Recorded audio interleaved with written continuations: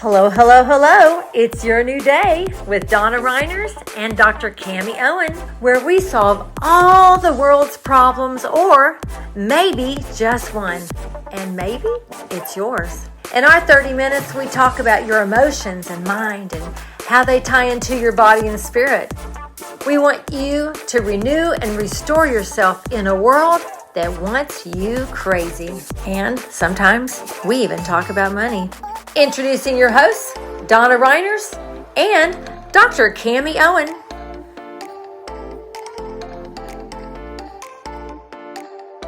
Hello, hello, hello. This is Donna Reiners and Dr. Cami. And we are here today because we love you and we bless you. And we have been talking about questioning everything because, that's fun. And, you find your creativity when you question, right? You ask yourself questions, ask other people questions. And sometimes it's not even to get an answer. It's just to ask a question because that's how you get your juices flowing. Mm-hmm. They call, some people call that a brain dump. Some people call it a heart dump. I call it a cloud. Let's put things in the cloud, and to get things moving on the inside so you can explore. What do you got, Dr. Cami? Well, it's like tapping into all the information because we have that information in us. There's all the answers are in you. It's all coded in your DNA already. There's not anything that you could ask that you don't have access to the answer within you. 100%. I believe that. You can question that and say, she's crazy. That's okay. You know what we'll do one day? One day we'll talk about tapping into the answers that are in other people. Yep, we can do that too. Oh. And is it other people or is it just another version of us? Oh, I know. Doggone it. Here we go. So, let's talk about let's just ask some questions today. Okay. Let's just question some stuff today. You want a topic or you want to just ask random questions? I have one random question because it's a topic around me and with my staff on this week, we were talking about water and water being good for you, and water you have to drink 8 to 10 ounces of water every day, and if you don't, that's bad for you. And what are your thoughts about water? Well, knowing what water brings to the table, I think is important. Knowing what kind of water. There are many people that just drink tap water, for instance. Mm-hmm. I know a place in our city that their water is poison. Yep. I know people who's literally, and so the kind of water you drink, I think, is important because water helps the body release toxins and things of that nature. We drink a specific kind of water. I'm a water snob. I like water that's high in hydrogen, so which would mean you could drink less of it. Really, you don't need as much. Water we're about 70 to 78% water. So our body is already water. So that's good to know. You wouldn't want to pour into your body, 3 bottles of wine every day and not replenish your actual water because wine is not that good for you. Alcohol is not that good for you. Sometimes soda drinks with all carbonation isn't necessarily good for you. Everything in moderation. Well, you asked me a question about water. I don't know the molecules of water. I don't know any of those things. I just know that water helps you go to the bathroom. How's that? Let's get down to bear tax. Bear tax. Well, it's liquid, so it's helping you. But I don't know if many people know about deuterium. Have you ever heard of deuterium? No, can you spell it? I can. Deuterium. Deuterium. That looks familiar. Okay. Yes. Well, it's interesting. My whole conversation and relationship with deuterium was an interesting one, and I'll just tell that story because it's kind of funny. What is deuterium, then? Well, I'll get there. Okay. So I had never heard of deuterium until about 5 years ago, and I was doing something. I was actually doing quantum stuff for school, and I was on the computer, and my husband had gone somewhere so I could study and all that. This is about 4 or 5 years ago. And I had this this dream, or I had a dream that night before, and it was me arguing with myself or having a conversation with myself. And I said, and I was telling myself, it's like we were sitting here and I was there and I was here. And I said, you need to look up deuterium. This was in my dream. And I'm like, well, what's deuterium? Well, you need to look it up. Or why don't you just tell me what it is? Well, I will after you look it up. And I literally all night fought with myself about, just tell me, what is it? Nope, you got to look it up. When you get up in the morning, go look it up. I'm like, I don't want to look it up. I just want you to tell me. Anyway, the whole night. You just wanted an answer. The whole night. The other person wanted the exploration. Yes. So I was like, really? So this is actually kind of a funny story. So anyway, I got up the next morning and forgot about it and forgot about the dream and everything. Oh my goodness. I did. I just, got into my school mode and was doing school. And then it just popped in my head, deuterium, look it up. Like, oh, okay, I don't even know how to spell that. So I just started playing with the word and found deuterium. What deuterium is basically the water we drink. Deuterium, we do not drink H2O most of the time. We drink HDO, which is deuterium. It's a heavier form of a hydrogen molecule. It's a heavy kissing cousin of hydrogen. So it's an isotope of hydrogen that's a heavier form of hydrogen, which is actually pretty caustic to our body. So we are designed to have the least deuterium in our water, because if you think of deuterium in our mitochondrial and our ATP production and all the things that happen in our body, H2O, yes, everything runs like a fine machine. But when we have HDO at higher than 130 parts per million, it's like throwing a wrench in a turbine. And everything is not running smoothly. And most water, especially in Texas, because I've tested it, the Texas water is in the 155 parts per million. Most people are walking around with that. And we can get into some studies about what deuterium causes. But back to the story. So I looked up deuterium. I started reading about it. And it's like, I've never heard of this. And nobody ever taught me this. And, I've been in school a lot. I've never heard any of this stuff.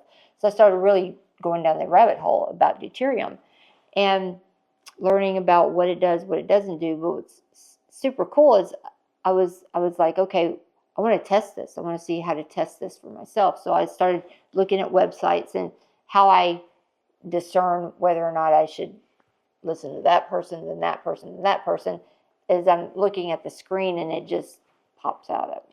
That's how I see it. So I went to like the third or fourth one and it popped out at me. Like, okay, let me click on that. And I started looking and reading on that website and ordering tests. And so I ordered a couple of tests for testing deuterium. And, then promptly clicked off, went about my day and all that. And that Monday, this was on Saturday. So on Monday, I went into the office and my staff came and said, there's some French doctor on the phone for you. And I said, well, which one? And she goes, well, how many do you know? and I was thinking, what if it's Dr. Paul from Quantum? Right. That's what I thought. That'd be amazing. Yeah, that's what I thought. So I get on the phone and it's this other gentleman that was from the deuterium place. And I love you. And he was awesome. And he said, I'm not sure why I'm calling you. I said, well, that makes two of us. I'm not sure why you're calling me either. And he starts to tell me a story that he had an experience on Saturday as well, that he gets hundreds and hundreds of orders, of different things. They order different, he has different things on his site. And he said, I was going through the orders. He said, I never go through the orders. I have other people that do that. But I was going through the orders, and he said, all of a sudden, your name just popped up. And I got this, I need to call her. And I'm not sure why. So I said, well, I don't know why either. I like him. I did too. Anyway, so we actually developed a relationship, and we had a lot of good interaction and ended up doing some things together. It was very, very cool. But that was kind of that divine in me was guiding me on where to go. So what I know about deuterium is we need to get it under 130, 120 to 130. If you look in places in the world where they have glacial melted water, their deuterium in their waters in the 120 parts per million. If you just look at that one thing of what it does to longevity, if you drink the deuterium depleted water, your lifespan increases. And those people consistently live in the 120 to 125 range with a good quality of health all the way till they die. These get run over by an ox or something. They don't die from, diabetes and all the things that we die from. We could barely make it to our 80s, and seldom do people that make it to their 80s live a quality life before that. 5-6 years before that, they're deteriorating, and then by the time they're 80, 90, they're not good. It's just, I see it every day. So they did a study on cancers. Cancer loves deuterium, loves it. But in bodies with deuterium less than 120, cancer doesn't exist in those bodies at all. So it's pretty incredible. So my cancer patients, we definitely have a whole conversation about deuterium depletion. They did a study on pancreatic cancer. They had patients that were terminal, had a 4-month or less expected prognosis to live. And so they did one thing just to test the deuterium, 1 8-ounce deuterium depleted water a day. That's all they did. And they quadrupled their life. Just that one thing. So it's very important. It's a big deal. It's a really big deal on what we're putting in and being cognizant, being aware, questioning. Okay, just everything they said about water is, some of it's true, some of it's not. That deuterium depleted water is very important. So then now what? So why are you telling me this if all the water has deuterium in it? What's also interesting, and it's God's big cool plan that we're now becoming aware of, because if you start questioning it, the answers will come. So if you take deuterium and you run it through a process, it makes the cleanest energy on the planet, and we have plenty of it. So there's actually a secret lab in France right now with a... Not too secret. Well, just saying. It's a highly protected. That's a better word. Protected lab, and there's like 7 or 8 different countries in on this right now to extract deuterium out of water, to use that as a energy source that we have plenty of it. It's everywhere. We have plenty of water. The oceans are full of it. Okay, so is deuterium invisible? It's an isotope of hydrogen. So it's a heavier, instead of, we've been taught water's H2O, and it's that particular H2O, the H's on the water are heavier. It's an isotope of hydrogen. So how would a viewer or myself... It's got an extra proton in it. How do we test? How do we discover how to either remove, or what do we do? There's things we can do. One good thing you can do is stargaze in the morning. The first sun, come out and literally look in the sun. The sun, that's another thing. Oh, the sun's bad for you. Put sunscreen all over everything and keep yourself from the sun. It is poisonous. So the sun is a huge blessing to us. So utilize the sun. So stargazing is one way, because the sun and that frequency gets right into the retina, hits the brain. That frequency is required. It's required. It helps decrease the deuterium. Getting source if you can. There are companies that make deuterium depleted water. They perfected that, but it's super expensive. It's very expensive. But it's if I had cancer, I would drink it. I still drink it anyway. But if I definitely had cancer, I'd drink it. There's companies that can test the levels. This particular gentleman I'm talking about that I used to buy his test from, he actually was in an accident because he was really on to something here, and he fell off the planet. So I actually don't know where he is. I'm worried about him, but I don't know what's going on there. I really don't. Anyway, I don't have a source for testing that's not cost prohibitive. There's several companies out there that test for deuterium, and but they're expensive. I don't know that it's required to know exactly what your parts per million are. I can guarantee you it's above 125, 130. It's usually in the one, all the people I used to test, it was in the 150, 155 range. So stargazing, a ketogenic diet, a clean ketogenic diet has been shown to reduce deuterium. Actually, on the Rasha, the device, the scalar device I have, we have frequencies for deuterium depletion on that. I listen to that. I do that as part of my deuterium depletion regimen. Drinking deuterium depleted water. You can actually do like a 6-week depletion. You know, basically you're diluting the deuterium in your blood. So every time you drink water that's high in deuterium, you're keeping that concentration. But if you have water that's less concentrated, as you drink that over time, you're diluting your own deuterium. So can anyone like go to the computer, look up HDO versus H2O, and do some research? I don't know if it's. I'm sure you can. Just put in deuterium, you'll get a lot of information because the jig is up. We know this now. So it's just awareness, and not to freak out or anything, but this is real. It's a real thing, and it's coming to my awareness now. So I'm gonna put it in your awareness, and you can question it. You can question Cammie's sanity, or you can question about deuterium, or you can question about, do we need this much water? Do we not need this much water? Because the reality is, this is another thing, the reality is the water we drink is not the same water that's in our body. It's a completely different water. We have it's called a hydrolyzed water. It's a gel water. It's not liquid water. So we still have to make that anyway. And so I talked a lot. No, that's good.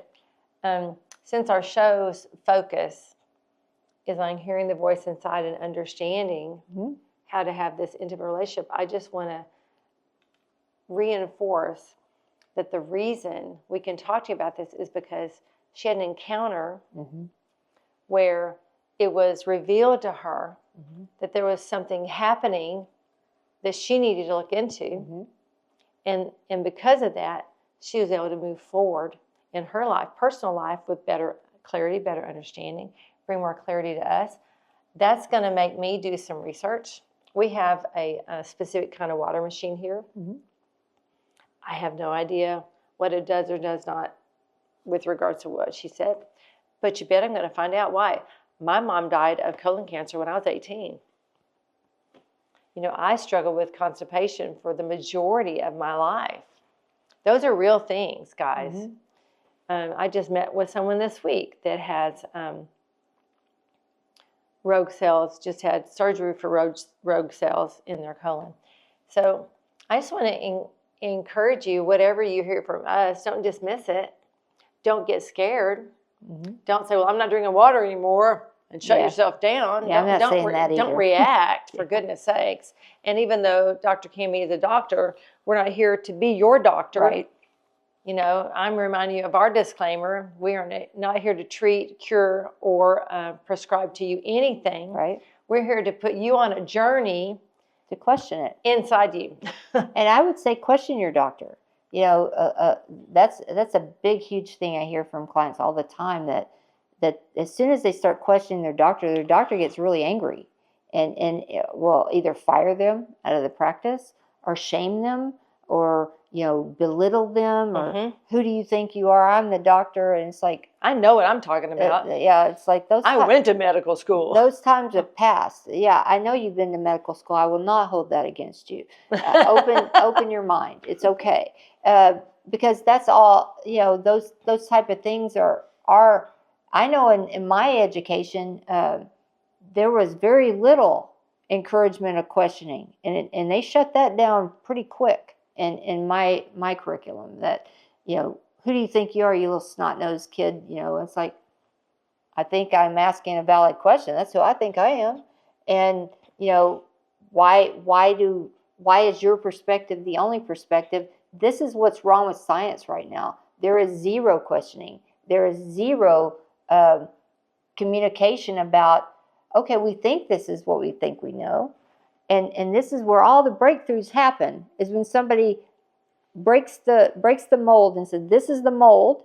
And it's like, is it really the mold? And looks around and says, what if this is the mold? Yeah. And then actually looking at it and said, nope, this is still the mold. Okay, I'll accept that because we looked at it from all different angles.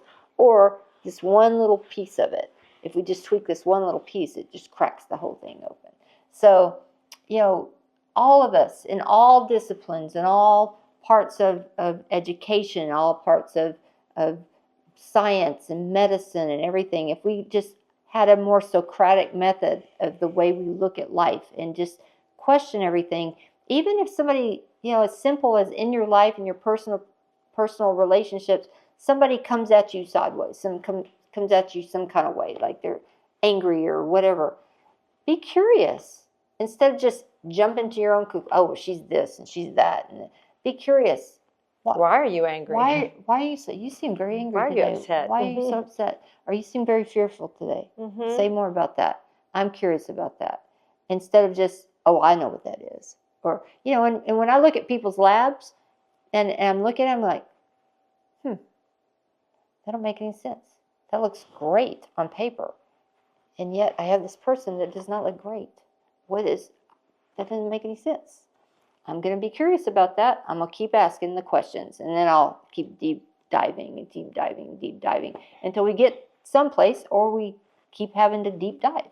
And I will always ask the clients to question, because I don't have the answers. They have them. I'm just asking them to ask the questions so they can tell me. And then I can coach them possibly, or help them coach themselves into, switching on whatever healing modality needs to go on in their head that's blocking it. But it's all within them. I don't do anything. I'm just here to watch the show, basically. And that's part of something she said made me go, That's why when you have blood work done, we think that everything's in the blood work and that's it. There's nothing else outside of the blood work. Nope. But honestly, in the frequency world, there is a whole other world that holds different solutions and different answers for you, for me. And sometimes something will show up in the frequency world that doesn't show up in the blood world, that actually goes, oh, I actually had a situation where nothing was showing up in my blood, but yet I had a virus and a parasite eating away at my skin layers in. That didn't show up on blood. Why not? Because it carried a frequency that was just enough to irritate the crap out of me and to cause me problems, but it wasn't enough for it to just show up on. And of course, there's specific labs you have to do for that kind of thing also. So you just got to be willing to step outside the box. Mm-hmm. You have to. I mean, I didn't know. The reason we are seeing frequency doctors today is because years ago I woke up and I have vertigo. Like I got up, and I tried to sit up, and my body went back down. I'm like, what's happening? And I sat up again, and my body went down. I'm like, what? I mean, it was like, I don't understand. I had to have help. And so I don't remember how it happened now. This years ago. But at the school I taught, there was a mom there of a kid that liked me a lot, whose husband would go see these doctors in Webster 3 times a week for chiropractic because he had a vertigo issue. Mm-hmm. I'm like, really? And so I called them, got in with them, and I'll just never forget. They're so kind. They're just kind people. And he said to me, it's Dr. Massey, he says, well, Donna, it's either you have tendinitis. I think that was the word. Tendinitis. It had to do either your equilibrium was off, which he put his finger, or your C1 and C2 are out. It's one of the two. And 80% of the time it's this. I mean, he just, all this smart stuff. And so he put my finger in this little thing and said, okay, it's not that. It's your C1 and C2. I said, there is just no way. I'm like, what are you saying? He said, and then he had this little skeleton up and he showed me. So when these are out, one of these controls the yeses, one of these controls the nos. He keeps it very basic. And when they're out, you're in confusion. I said, well, that makes sense. Well, the person who drove me that day, because I could not drive, happened to be a nurse, did not know she was a nurse. She goes, oh, yes, Donna, that is correct. I said, really? And he literally, I'd never had anybody touch my neck before. I was not thrilled about having him touch my neck. I'm not saying you go to a chiropractor either. I'm not telling you to do these things. But he did that, and I'm telling you, within 24 hours, I was well. And I think I did go back to him one other time. He asked me to. He said, please make this 3 appointments. It was on purpose because he knew. Mm-hmm. And I think I went back one more time. And anyway, I've only had that. He said it's very rare for that to take place. It's happened to me twice in all these years. It did happen to me once, and it's when my atlas went out. Mm-hmm. And so I just want to encourage you, guess what a chiropractor does? A chiropractor is actually considered a frequency worker. He's under the government of energy work. Mm-hmm. Ha! You didn't know that, did you? It'll blow your mind when you see that your spine and your frequencies they all go together, and there's just so much to explore with our bodies. Yes. And that has solutions for us. And that was inside of me. That wasn't something wrong with me. It was literally, I was out of whack. Yeah. And somebody had to know how to get me into whack. That's right. So, yeah, just continue to question what's in whack and out of whack. Exactly. But it's okay to question authority figures. It's okay to question your doctor, your pastor, your teacher, your husband, your friend, your kids, your parents. It's okay to question all those things, those people, those institutes, those entities, if you will, because it gets the juices flowing for you to tap back into you. Yes. Anyway, bless you. We'll see you next time. Bye. Bye-bye. Thank you for joining Your New Day with Donna Reiners and Dr. Cammie Owen. We look forward to seeing you next time. Remember, we solve all the world's problems, or maybe just one, and maybe it's yours. Until soon.